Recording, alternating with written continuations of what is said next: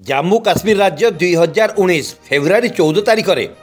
पुलवामा ठारे आतंकवादी आक्रमण में शहीद होता 40 जन भारत मातर वीर सपूतों उद्देश्य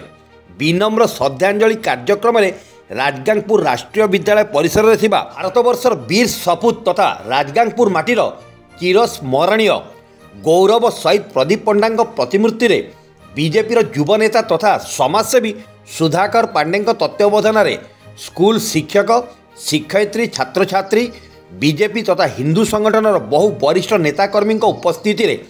माल्यार्पण करा जाई शहीद प्रदीप पंडा तथा शहीद समस्त वीर जवानों को श्रद्धांजलि ज्ञापन दिया जाई सेमानंक वीर अमर गाथा संबंध में विस्तृत भाव में उपस्थित जनसाधारण को अवगत करा जाइथिला। छल कपटरे आक्रमण करिथिबा समस्त आतंकवादी को निंदा करने सह भारत माता वीर शहीद जवानों देशभक्ति जयगान करथिले। सुंदरगढ़ जिला राजगांगपुर देवव्रत मित्र रिपोर्ट, क्रांति ओडिशा।